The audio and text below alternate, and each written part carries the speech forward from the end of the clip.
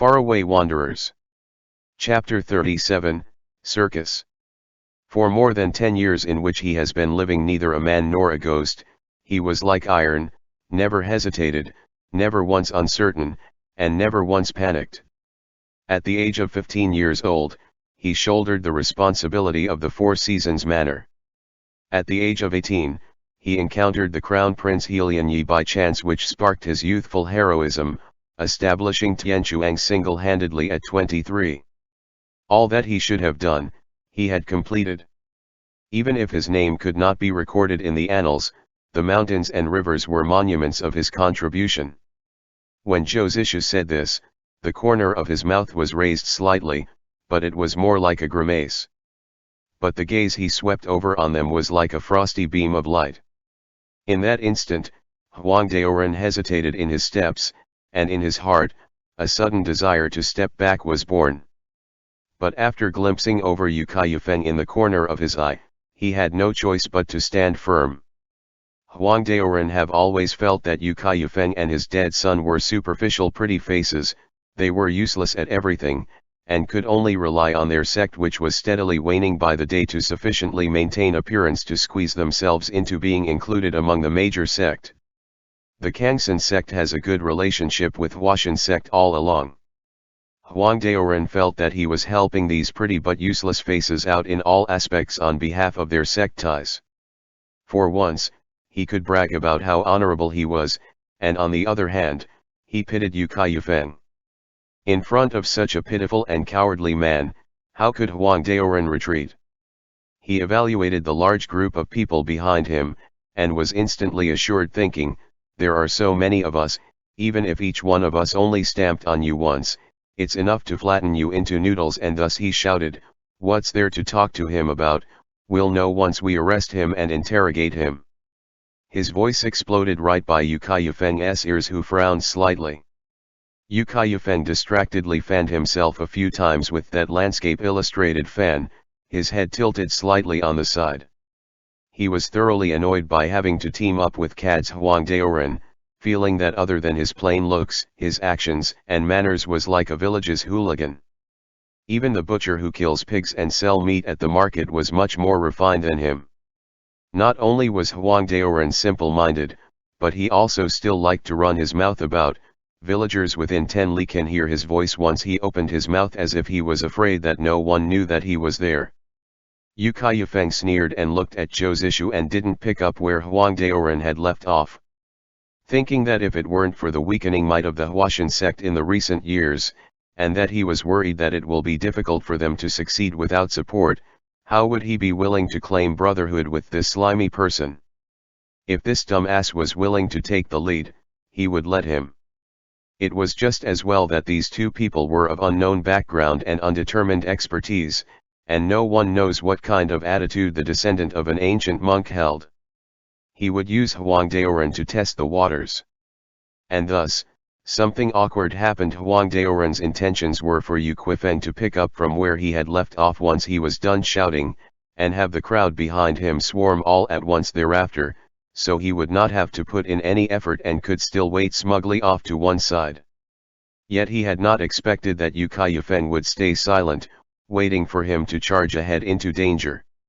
Unclear of the situation, the crowd behind Huang Daoren only stared at him, and no one moved a single step. In half a lifetime's worth of existence, Wen Kexing had never witnessed such a bizarre sight. He had always been the sort to laugh when he wanted to laugh, cry when he desired, and play the ruffian when he felt like it, not bothering to be polite. He cackled uproariously, pointing at Huang Daoren as he booed, I say, don't tell me that a few of you didn't rehearse this properly and had forgotten your lines. Get off the stage. How is it that you dare come to perform the opera when you haven't even familiarized yourself with the steps? You won't earn any tips from anyone. After observing the situation for half a beat, Ye Bai said, what is this nonsense? And turned to leave, neglecting Lu Qianqiao. In a flash, there was no trace of his white figure. Thinking this entire encounter a circus, Zhou Zishu didn't feel like entertaining those people any longer. He made to leave, but Huang Daoren gave a strange shout of, kid, Don't think you can go. And pounced. Zhou Zishu's figure straightened all of a sudden, and without looking back, he ordered, "Get lost." A whirl of his long sleeve birthed two gusts of force. With great accuracy, one he hit Huang Daoren in the shoulder, the other one on his knees. Huang Daoren was really as well behaved as a filial child, rolling away obediently. Wen Kexing was laughing so hard that he had to support himself with the wall, unable to stand straight. For the first time, he discovered that this Josu was not only likable, but also had a sense of mischief that he didn't realize he possessed, and this was too interesting. But tragedy struck before he was done laughing. While everyone's attention was focused on Zhou Zishu, Yu Kaiyufeng suddenly caused trouble. His long sword whistled as it left the scabbard, thrust toward Wen Kexing's neck without warning. Even though each word of his earlier was just aimed at Zhou Zishu as if he hasn't seen Wen Kexing at all, he had actually been secretly taking note of him. Even if Wen Kexing has turned into ashes, the elegant Huashan sect leader would still remember that it was he who had made him tumble so disgracefully in front of so many onlookers. If he did not get his revenge for this, Yu Kaiyufeng felt that he was disgracing his identity as a man. Of course, this was pure overthinking on sect leader Yu's part, because even if he had gotten revenge, not even a fool on earth will treat him as a man. Wen Kexing slapped his palm on the wall and bent backward, nearly horizontally, to avoid the attack. Determined, Yu Kaiyufeng's sword arrived yet again in a flurry of strokes, each one vicious than the last. Wen Kexing was even more baffled. That day, he had drunk a lot of wine, and had been completely sloshed, unable to recall what year and day it has been. He had long forgotten about trivial misunderstanding with sect leader Yu. Even if he remembered about it, he probably wouldn't think much of it. Yu Kaiyufeng wasn't a prissy young maiden that needs to preserve her beauty and face. If he tumbled, so be it, what was the big deal? So he had entirely no clue how he, an innocent passerby, had offended sect leader Yu. Looking at his opponent's attack, it was as if he had snatched his wife. Wen Kexing felt very wronged because men, in general, did not have male wives. He didn't retaliate, retreating without rest, saying, "Say, what do you mean by this?" Yu Kaiyufeng sneered, "Those of unorthodox paths are of abominable evils. The masses demand for them to be clobbered. It is fruitless to explain this, die." Wen Kexing tilted his head on one side, avoiding the single thrust, and stuck out two fingers with accuracy, trapping Chiu's sword in between them. He scoffed, "Demand for them to be clobbered? My apologies, I'm not a rat, but I am begging you to do this kind deed. Don't come after me bearing deep grudge like you're a rat poison." He made a soft noise of exertion and Yu Kaiyufeng's sword was snapped in his hand. In the pugilist world, among the greatest ways one could humiliate someone else, shattering someone's weapon ranked right behind killing someone's fathers and snatching their wife. Yu Chiu's eyes bulged. He drove his palm toward Wen Kexing's chest as he leapt to send a kick flying at his crotch, his movements swift like he had honed each strike through intense practice.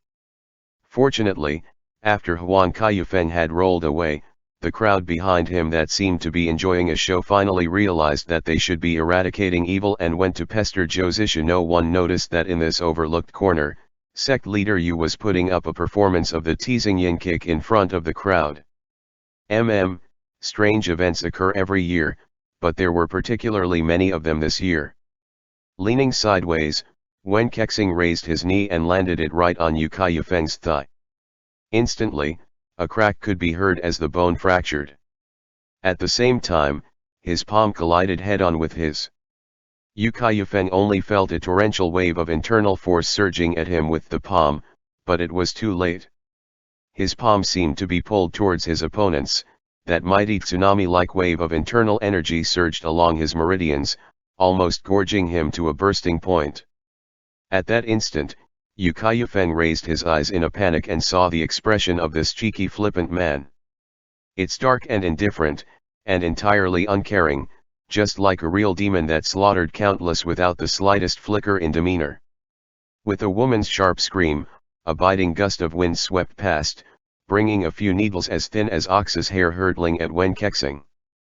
Almost reflexively, he let go of Yu Kaiyufeng and slammed a palm towards them from a distance away. The needles were knocked askew, but the force of his palm still didn't disperse.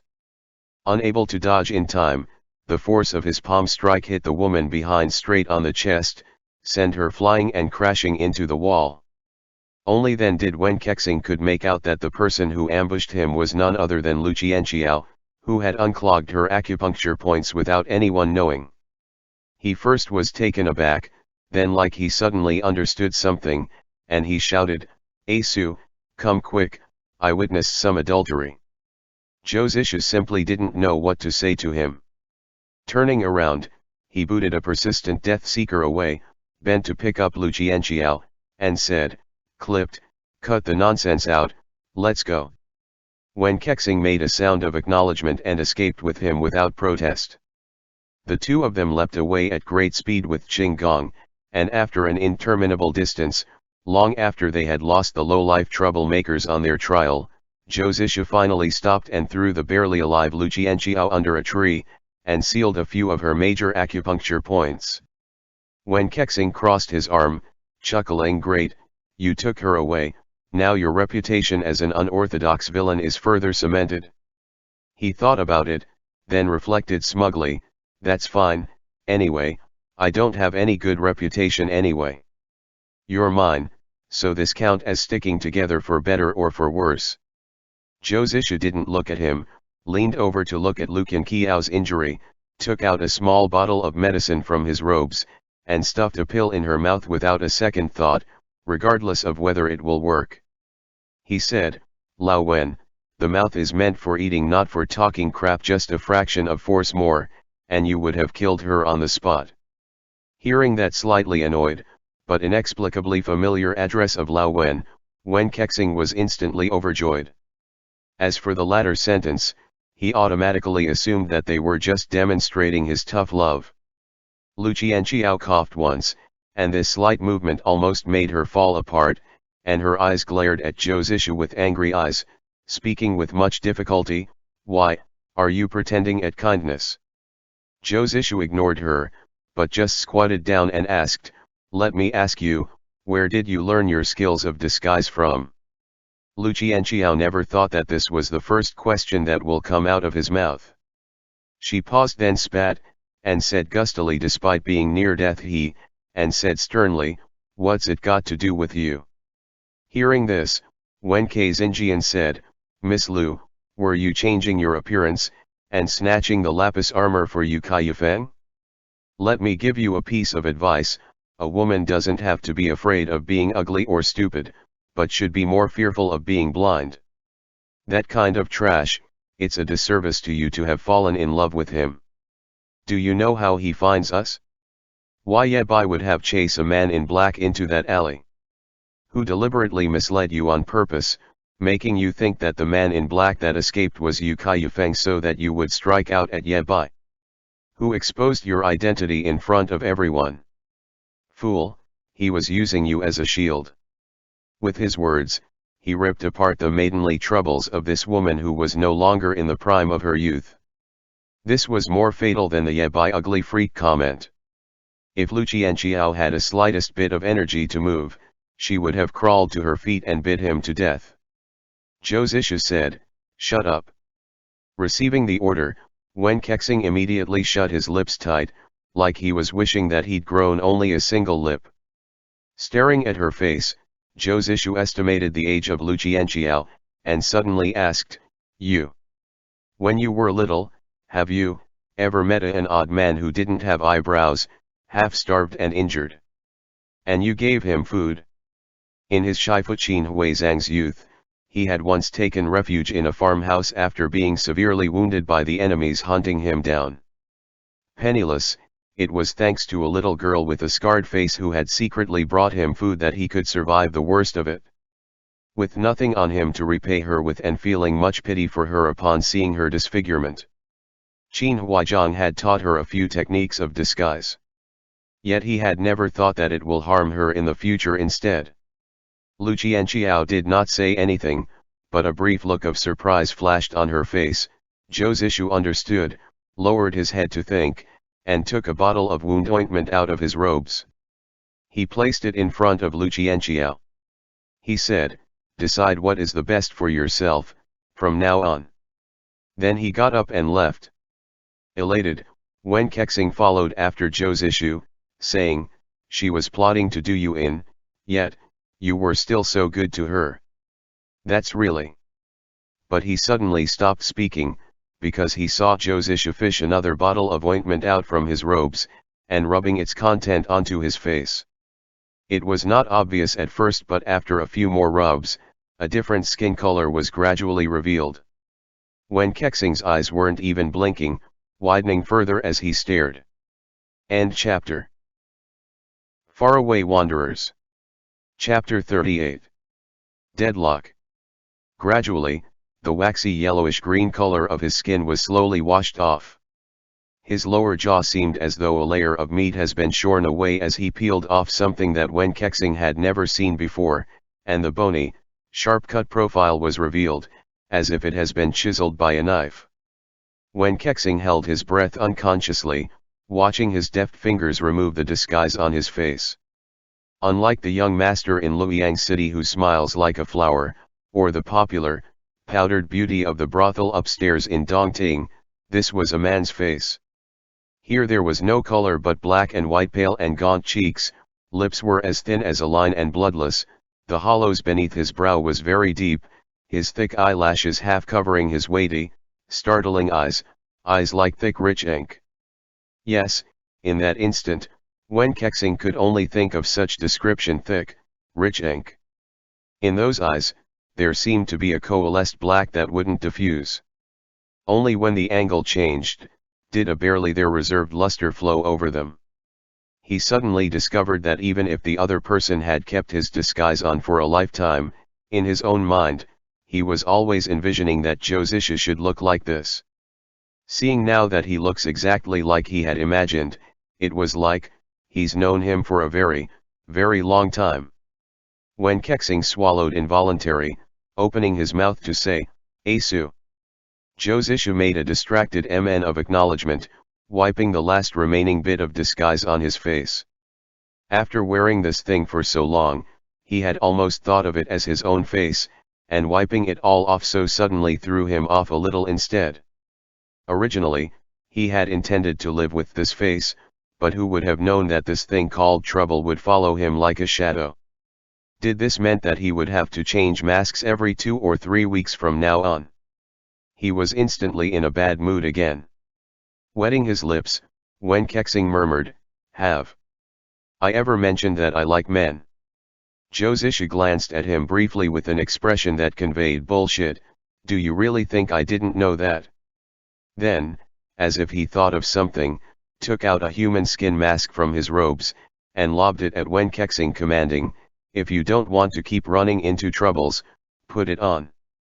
That human skin mask was of good craftsmanship, and if this has been any other time, Wen Kexing would have examined it with great interest.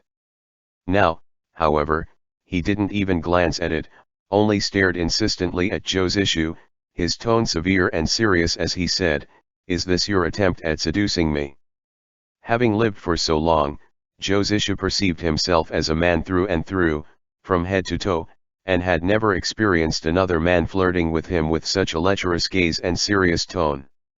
He was of a constant opinion that if Wen Kexing had no problem with his eyesight, then there must be a problem with his heart. Either it was missing a couple of holes, or that it was far too open. Otherwise, why would he forego pestering those pretty lasses and lads milling about on the streets, in favor of badgering him specifically to disgust him for his own entertainment? Thus, he ignored him, extracting another human skin mask to put on as he kept walking. Witnessing the transformation of a handsome man into a shifty-looking, slant-eyed middle-aged man like the great shift of heaven and earth, Wen Kexing felt his innards somersault with it, and desperately yearned to dunk his face in the water and rinse his eyes clean. The sight in front of him was catastrophically tragic, and he cried, "It hurts the eyes too much, swap it for another." As he spoke, he reached out to do it for him, helping him to tear it off. Thinking that he was making a fuss on purpose, Josisha tilted his face to side and avoided his hands. Stubbornly, Wen Kexing chased after him persistently, and so under the condition that the external threat was temporarily removed, the two who had recently united against externals forces resumed their internal strife and began to trade blows there and then. Josisha sends a fist hurtling toward Wen Kexing's clavicle, yet Wen Kexing didn't duck or dodge it. Not intended to actually cripple him, Josisha abruptly shifted his fist 2 inches upward, grazing Wen Kexing's shoulder, but Wen Kexing took this opportunity to grab his arm and said with a wild smile, "Hey, let's discuss things. I see that you are also single, so how about the two of us make do with each other?" When he speak, he always had that cheeky grin, his eyes curved, as if he was purposely preventing others from reading the look in his eyes, or as if he was deliberately preventing others from knowing whether he meant it or not. Thus, Josisha asked, annoyed, "What would I want you for?" When Kexing approached him, raised Josisha's hand to the height of his own jaw, and gently rubbed his hand with the tip of his chin. Then he waited for Josisha to snatch his hand away, as goosebumps rose all over his body. He then suddenly plucked the mask off from Josisha's face and tossed it to one side, lowering his voice to ask, "What do you think?" Josisha rolled his eyes, looked at Wen Kexing for a moment without expression before he started to laugh. The pale parts of his face were far too pale, the striking regions were too deep, always giving off an impression of cold-heartedness. It was only when he smiled that his brows relaxed, lines appeared by the corners of his mouth, and a faint color surfaced on his pale lips, but for some unknown reason, he came off as slightly adorable. Following suit, this lovely man also lowered his voice, and asked him in reply with a pause after each word, "Keep you, so that I can slaughter you for meat when a famine hits." When his low voice like a whisper sounded by his ear, Wen Kexing's hair stood on its end. Before he could understand what Josisha said, he suffered a hard kick, his weakened knees nearly pitching him face first onto the ground. Josisha strode away from him, fishing another human skin mask and put it on. This one was uglier than the previous, was unsightly enough to anger the heavens. He swaggers away smugly. While these two old masters were left to freely flirt with each other, Zhang Chengling was sitting on the steps alone, contemplating life. He didn't know what had happened. When he returned to his sense, Gu Xiang had grabbed him and tossed him to the side. Immediately afterwards, warm blood splashed his face, and screams exploded all around him. On Gu Xiang's pretty face was a murderous expression, the dagger in her hand was dripping blood. By her feet, was the hand of the black-clothed musician who had been walking around playing her instrument, and the two halves of a small, brightly patterned venomous snake. With a ghastly pale face, the musician leapt out of the window and fled. Gu Xiang knew that this place was not safe anymore, so she hauled up Zhang Chengling and said to Cao whining, "Go, let's get out of here."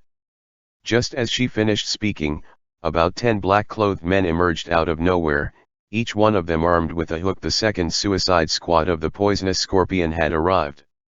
Everyone in the tavern, including the shop's waiter, retreated before the situation took a turn for the worse, their meals unpaid for in their haste.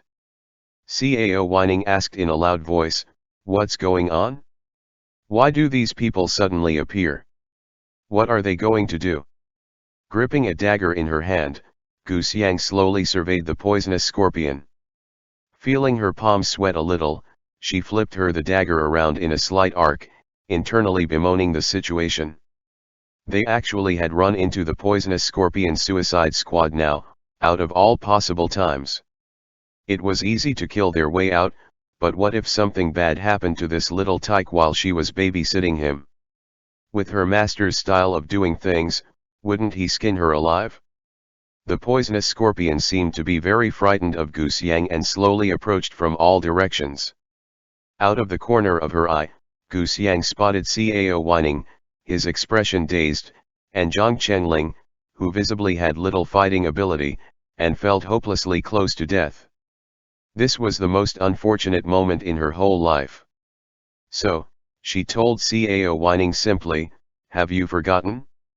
The suicide warriors of the poisonous scorpions won't kill the little tyke." Cao whining said as he recalled that the dead people at the Gao family manor were dressed like this, and immediately raised his guard. Brandishing his swords, and he instructed Zhang Chenling, "Don't leave my side." Gu Xiang's fine brows knitted, deciding to strike first to better control the situation. She gathered a bunch of concealed weapons in her hand and cast them out as if they cost her nothing. The skirmish began. Zhou Zishu suspected that Gu Xiang was the purple dragon of the Ghost Valley. This maiden was young, but she has a lot of tactics and skills, and her martial arts ability are definitely strong. Although Cao Weining's ability in poetry and songs makes one's balls ache a little, he was, after all, the most outstanding discipline of Qingfeng sword sect generation, and he never compromised on Gongfu training just because he skimped on his readings. Teaming up, their combined prowess was indeed out of the ordinary. Even if the opponents were the suicide squad of poisonous scorpions, they could still put up a fight giving it their all. Yet they were doomed because they still had to protect a little deadweight named Zhang Chenling. In her whole life, Gu Xiang didn't have such a handicap while committing murder. Occupied by a suicide warrior, Cao Weining, with his guard down, let a warrior circle past him and pounced at Zhang Chenling. Under duress, Cao Weining grabbed Zhang Chenling and flung him to Gu Xiang. With an AO, Gu Xiang caught him, but that was still a person that weighed about 110 pounds regardless. The momentum knocked her 3-4 steps askew, and it took her some effort to steady herself. At the same time, she stabbed to death a poisonous scorpion who had nearly caught her hair with his hook, and a hidden weapon popped out from the tip of her shoe into the lower abdomen of another poisonous scorpion. The latter didn't die instantly, still persistent. With another supplementary stab from her, he finally went to the god of death. The glare of the blades and the flash of swords whizzed over Zhang Qingling's head and past his ears. Every once in a while, he would suspect that somebody part of his had been sliced off, and had to extend a hand to feed if it was still there, and then he had to suffer Gu Xiang and Cao Weining throwing him around like a gunny sack. Whirling through the air, he was dizzy beyond measure. By the time there was a temporary halt to the chaotic skirmish, the hem of Gu Xiang's trousers had already been stained with the blood of her opponents, and she has taken a hook on her waist. Fortunately she had dodged quickly, otherwise, the little beauty would have become two halves of a little beauty. Her pretty face had lost its color, and Cao Weining, disheveled, was no better than her. It was as if they were the only three living creatures left in this place. Gu Xiang ordered immediately, "Leave now, otherwise there will be more trouble, quickly." Cao Weining and Zhang Chenling looked at each other. Though the trouble had passed, they shuddered to think of what they had just experienced, and made to leave with her. At this moment, a moan came from the corner of the wall. Zhang Chenling turned back and saw the old beggar begging to crawl out of the pile of corpses, who had nearly pissed his pants from fright. The chipped bowl containing the copper coins crashed to the floor, the coins scattered all over the place, soaking in blood. The old beggar could not even stand up, his voice changed in pitch as he croaked trembling, "Murder." Cao Weining was, after all, from an influential, orthodox sect, and had been educated in the 4 cardinal virtues since he was a child. At this moment, he frowned, feeling that it was terrible of them to had caused this elderly person trouble due to their moment of negligence, so he went up and asked, "Senior, are you injured?" That old beggar raised his head and looked at him with unfocused eye. Half a beat later, he uttered, "Ah," as if his words have been frightened out of him. Zhang Chenling went up to him as well and said softly, "Grandpa, you should run away quickly, the bad guys are coming soon." He had just given the old beggar a copper coin, and the other party recognized him at the moment, and he said, oh, somebody is dead," as he grabbed Zhang Qingling's elbow. Gu Xiang watched coldly from the side. Suddenly her gaze hardened, and she leapt over from the side like lightning, her dagger falling to hack at the old beggar's arm. Aghast, Cao Whining shouted, "Asyang, no." But it was too late.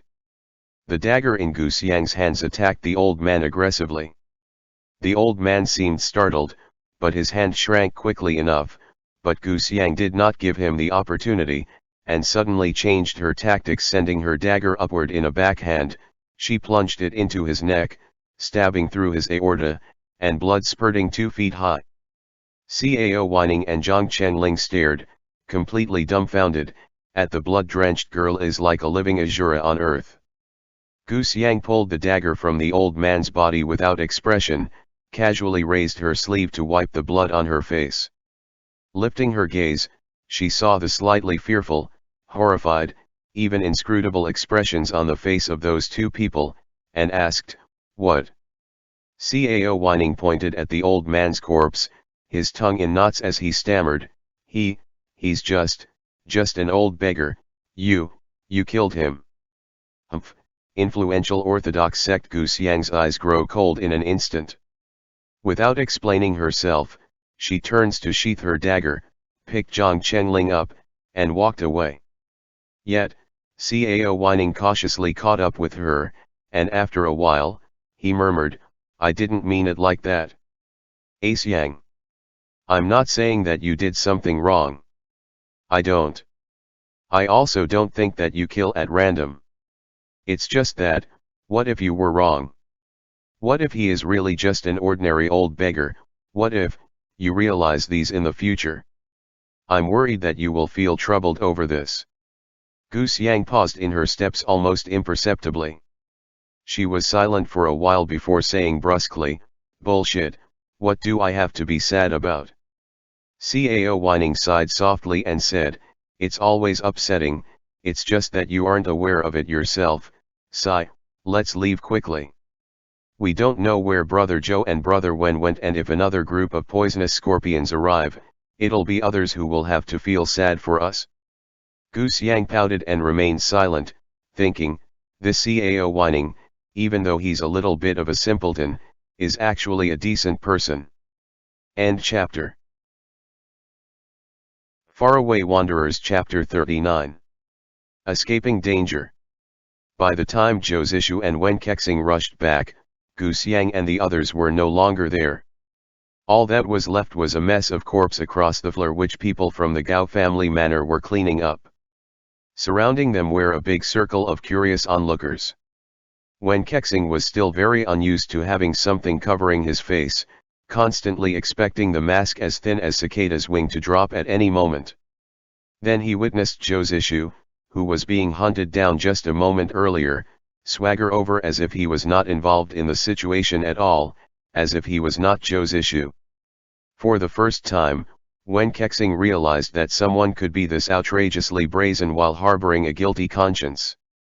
Indeed, Zhou Zishu's face had become thicker, sticking another layer over it. Wen Kexing he followed after him, clicking his tongue in amazement. Several people were examining the body on the ground, and Mo Huaikong of the Qingfeng sword sect was among them. His expression grim, apparently recognized Cao Whining's work. Wen Kexing looked at him for a while, and murmured to ears Zhou Zishu, "Look at the expression of that old man surnamed Mo. Cao Whining can't have eloped with Gu Xiang, can he?" Zhou Zishu said, "You are too dirty-minded." He then looked at the corpses on the ground, his brows knitting, and had a slight premonition of doom. What kind of people was the poisonous scorpions? Could those 2 unreliable ones handle the situation while bringing a half-grown child along with them? Were they dead or alive now? And where did they run to? Wen Kexing thought about it for a while, and said, "Now that whatever it is about the lapis armor and poisonous scorpions had incited a storm within the city. If it is Gu Xiang, that silly girl, she should be running to somewhere isolated." Zhou Zishu glanced at him, quickly withdrew from the crowd, saying, "What are you waiting for then? Find her?" The 2 of them vanished as quickly as they came, unnoticed by no one. Wen Kexing reassured him, "It's all right, Gu Xiang is not so useless as you think, and there is still Cao Whining." Zhou Zishu frowned at him and asked suddenly, why is Valley Master Wen so concerned about whether that little tyke lives or dies? Wen Kexing smiled, but once his mouth curved, he felt that the mask on his face wrinkled a little and threatened to fall off. By hastily reaching up to press it in place, he started to appear strange to the onlookers. In reply, he asked, "Why, then, is Master Zhou so concerned about whether that little tyke lives or dies?" Zhou Zishu said, "He is my disciple." When Kexing continued, "Your disciple is my disciple, between the two of us, who's following who?" Zhou Zishu said, "Between the two of us, you are following me. Cut the nonsense out. Are you aiming to gain some information from that little tyke? Give me a kiss and I'll tell you." When Kexing leered at him, but unfortunately, the human skin mask on his face was too unseemly to be a human. What he thought to be a flirtatious, charismatic gaze he was shooting at Zhou Zishu was truly bone-chilling. Zhou Zishu immediately turned his head silently, repulsed. Feeling that he brought this upon himself, he asked, "Aren't you afraid that you will grow sores?" When Kexing replied shamelessly, "I'll be completely satisfied even if they become infected." Zhou Zishu then ignored him again, pondered for a moment, and then said, "Looking at the origin of Rongxian and the Ghost Valley, I am afraid that the place where the 5 major clans got the lapis armor should be within Ghost Valley. With the news of the lapis armor leaking this time around, no person would miss out on clamoring for this opportunity. Don't tell me that some ghost was mortally tempted, and left the valley of his own accord. Don't tell me that he coincidentally has something to do with the extermination of Hejiang family. Don't tell me that you feel the same way as the delighted morning ghost, that Zhang Chengling coincidentally managed to see that audacious ghost." When Kexing paused then asked, "You tell me, then, if you don't know, who else can I ask?" Zhou Zishu abruptly glanced back at him and asked, "Unless there is some other grave going-ons in the background that have even startled the master of the Ghost Valley, who lives deeply in obscurity and rarely ventures out." When Kexing did not say anything. He merely extended a finger, a cheeky smile on his face, pointed at his own lips, looking at Zhou Zishu with great anticipation. Zhou Zishu pretended not to see anything, contemplated for a while and asked, "If you do find this person, what will you do?" When Kexing said gently and even with a little smile, "Flay him, strip his tendons from him, and subject him to million cuts." Seeing Zhou Zishu looking at him with a complex expression, Wen Kexing laughed again and said in a manner that made one's fists itch to punch him, "I'm just saying it to scare you." Zhou Zishu chuckled drily, "Oh, I'm really terrified. This slippery old fox," Wen Kexing thought. "This bluffing bastard," Zhou Zishu thought. The two looked at each other with a twisted smile that didn't reflect their true feelings at all, and then continued to hurry on their way to collect those 3 while they were still breathing. At first, Gu Xiang did not run towards anywhere isolated as Wen Kexing had predicted. After all, it was easier to murder someone where there are few people. The group of 3 haphazardly wiped at the blood on themselves and ran towards the bustling market, but clustered together, He made too obvious of a target. In a short while, Gu Xiang regretted this decision. They were intercepted by a few people. First was Feng Xiaofeng and Gao Shanwu, following them was an old man and an old lady. One leaned on a walking stick in their left hand and the other on their right. The old man was dressed in spring onion green, the old lady in peach red. The old man was draped in gold and silver with about 10 pounds of golden accessories on him. The old lady caked herself in cosmetics, her face shining like a monkey's bottom. Cao Weining's palms started to sweat. This old couple were trickier to shake off than Feng Xiaofeng. They were none other than the legendary Peach Red Grandma and Green Willow Grandpa, an old but crooked couple who, even though were getting on age, they could do the most unscrupulous things without shame. Feng Xiaofeng screeched in laughter. Zhang Chengling, you are a descendant of an orthodox sect. All the heroes of the world were coming up with a plan to make sure justice is served to your Zhang family, but here you are, running away with unorthodox villains of unknown origins. Are you trying to revive your dead father by infuriating him? Zhang Chenling's expression changed immediately. He was not adept at debating with people and had always been awkward with words, so he simply shouted, You're talking nonsense. My Shifu and Senior Wen are good people." The poisonous scorpion's hook had opened a still bleeding gash on the side of Gu Xiang's waist. Even though she had taken the antidote, the pain still made her gush buckets of cold sweat. She had run out of patience a long time ago and spat, "Why are you still talking bullshit? Feng Xiaofeng, make way for this madam. Don't think I can't cut you down just because you're short." Feng Xiaofeng screeched, "Where did this damned insolent lass come from?" Brandishing a machete from behind his back, he pounced towards Gu Xiang.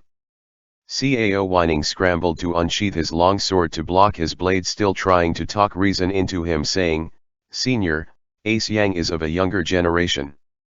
If word gets out that you take what she says seriously, won't that tarnish your mighty reputation?" Feng Xiaofeng had focused all his attention on Zhang Chenling at first and only noticed Cao Whining now. Momentarily taken aback, he asked curiously, "How did a little kid like you from the Qingfeng sword sect get mixed up with them?" Cao Whining smiled ruefully. "Senior, I think there's been some misunderstanding." Feng Xiaofeng humphed and lifted his machete in hand, only for Peach Red Grandma behind him to interrupt, "Since things are so, Lao Feng, you should hold your horses. Little Qingfeng sword sect kid, you found this little tyke and brought him back, this is very good and is considered a good deed. This old granny thinks you have a bright future ahead of you." Cao Whining had to raise his guard without alerting them, and at the same time he was preventing Gu Xiang from making the situation worse. The cold sweat on his forehead nearly dripped down. He could only say, "Yes, many thanks to Senior." Peach Red Grandma waved her hand haughtily and ordered with an arrogant tone, "Zhang Chenling, come with us." Hearing this, Zhang Chenling immediately retreated 2 steps, staring at her with wide, wary eyes. Cao Whining shifted half a step to the side to hide Zhang Chenling from their view and prodded at their attention by asking, "Is Senior helping Hero Zhao or Hero Gao to find Chenling? It's better if we clear this up." Peach Red Grandma chuckled coldly and asked him, her gaze fierce, "Kid, what reason do you have that makes you qualified to ask us that?" Cao Whining hid Zhang Chenling from their view while retreating, but still answer with caution, "May these seniors forgive me. This one of younger generation is simply helping someone else take care of him and doesn't dare hand this little brother to others so carelessly. Even if I have to hand him over, Hero Gao or Hero Zhao must be present." Green Willow Grandpa thumped the ground once with his walking cane and snorted coldly. "Do you think yourself as someone great? This person today, you will have to leave behind even if you don't want to, you still will." He had barely finished speaking before he and Peach Red Grandma attacked at the same time. Waving his huge walking stick, he swung it downward towards Cao Whining. Cao Whining did not dare leave it to chance, retreating a step but defiantly maintained his defensive position. Whipping his head arpund, he shouted at Gu Xiang, "Take him away first, hurry." Gu Xiang's mind whirled quickly. She knew that Cao Whining was still of the Qingfeng sword sect regardless of the situation. These old freaks were still apprehensive of Mo Huaikong and Mo Huaiyang and would still have to show mercy. Since they would not take his life, Gu Xiang did not hesitate and said, "Be careful." She picked Zhang Chenling up and ran in the other direction. How would Feng Xiaofeng be willing to let them go? He chased after them. Gu Xiang's gaze hardened. Her hands abruptly retracted into her sleeves and shoved Zhang Chenling aside, dodged Feng Xiaofeng and borrowed the momentum of the shove to leap at Gao Shanu. The meteor hammer of Gao Shanu hurled at her, but Gu Xiang ducked nimbly away, jerked her hand up and flung a handful of white powder. Unable to dodge in time, Gao Shanu was hit straight in the face. He started to howl in agony, unable to open his red and swollen eyes. He rubbed at them with his hands but blood seeped out of them. Gu Xiang was vicious in her execution, incapacitating his eyes with a devious trick that no one had predicted. Feng Xiaofeng spun around to face Gao Shanu, Aghast he asked, "Ashan, what happened to you?" Scratching vigorously at his own eyes, Gao Shanu only howled mournfully like a wild beast. Feng Xiaofeng sprung at him and hugged his arm, the two of them rolling around on the ground. Only with immense effort did he manage to seal Gao Shanu's acupuncture points. Feng Xiaofeng took one look at his eyes and felt greatly agonized at the sight of their frightening state. He roared, "Don't you dare leave, you little slut!" But where was the trace of Gu Xiang and Zhang Chengling? Gu Xiang had determined that crowded spaces were no good and ran towards the deserted outskirts with Zhang Chengling. She was burning with anxiety. One moment her mind kept lingering on how her master and Josu were both unpredictable. Could at least one of the two find them? Another moment she was worrying that since she was forced to use that move earlier, would Feng Xiaofeng take his fury out on Cao Whining? Had she doomed that silly boy to die?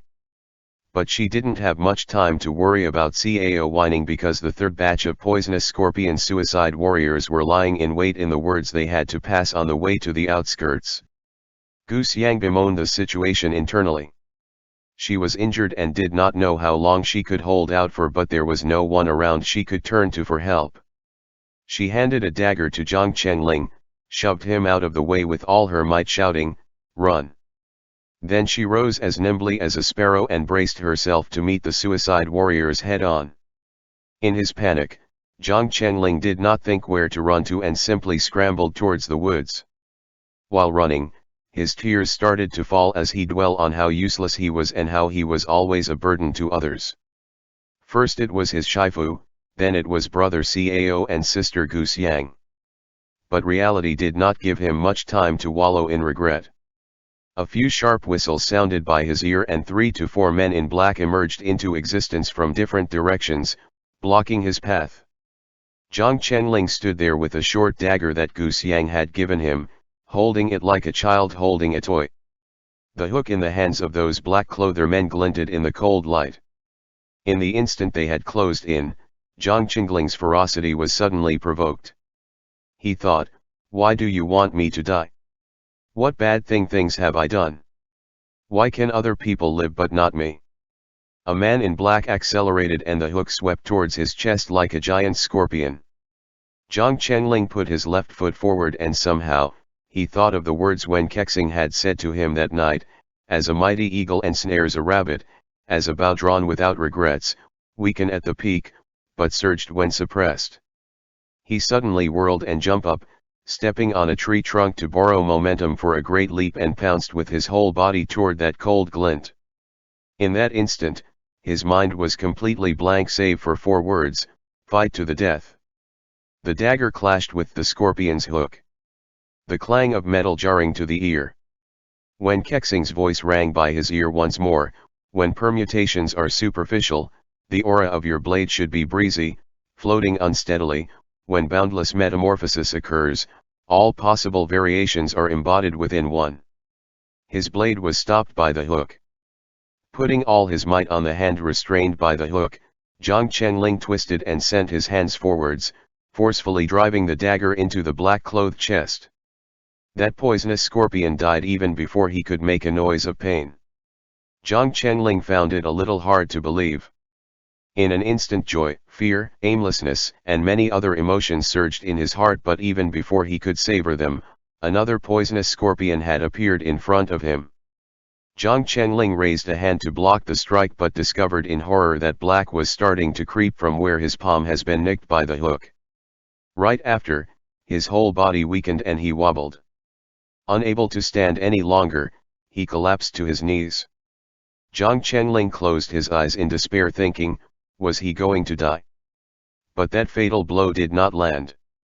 Zhang Chengling waited for a long while before he snuck a peek over, only to see an arrow planted in the center of that poisonous scorpion's chest. Wide eyes nearly bursting out of his skull, the person toppled with a crash and a man's voice rang from behind him saying, "Murdering and committing arson in broad daylight, I do not remember that folk culture of Dongting has deteriorated this much." End chapter.